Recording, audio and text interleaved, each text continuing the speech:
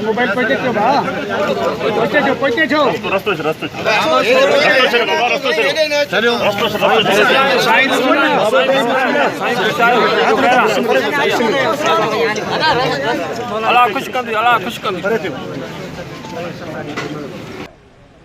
Parliament को undermine नहीं किया जाए।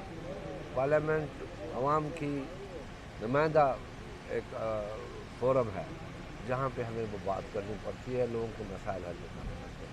अच्छा साहब, जिस तरह आपने नाइबर कंट्री की बात की तो अफगानिस्तान में जो मौजूदा सूरत हाल है वहाँ पे अमेरिका भी निकलता जा रहा है। दोबारा वज़ीर आज़म का कहना है कि वो अमेरिका को अड्डे नहीं देंगे। तालिबान की जो है मतलब वो भी कार्रवाइयाँ बढ़ गई। तो आप क्या समझ रहे हैं? बिलावल भुट्टो ने भी कहा है कि हुकूमत इस हवाले से हमें एतमाद में नहीं लेते।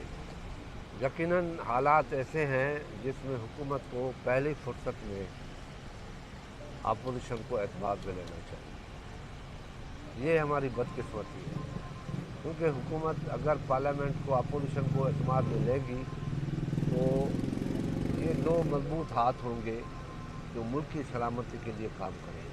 कौन सी अपोजिशन होंगे, कौन से लोग होंगे जो ये कहेंगे कि मुल्क के हालात ख़राब हैं और पाकिस्तान को ख़तरा हो। हमें अमेरिका को भी अंडरमाइन नहीं करना चाहिए, हमें अफगानिस्तान के मौजूदा हालात को भी अंडरमाइन नहीं करना चाहिए, हमें कश्मीर के प्लान को भी अंडरमाइन नहीं करना चाहिए। हमारे हालात न ईरान के साथ खुशगवार हैं, चाइना भी सुना है, मैं तो यहाँ हूँ, वो अपनी नाराज़गियाँ दिखा रहा है। तो आखिर हम करना क्या चाहते हैं? कर्ज़ों में हम डूब चुके हैं। 13 अरब डॉलर इस हुकूमत ने दी है, 4 अरब और ले रहे हैं, मतलब 17,000 अरब ले रहे हैं 3 साल के अंदर। तो ये बोझ किस पे पड़ेगा?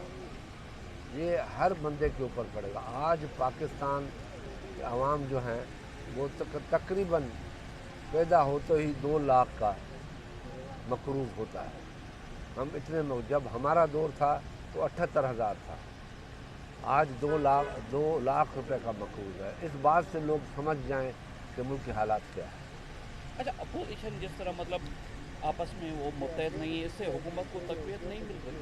देखिए, मैं खुश नहीं हूँ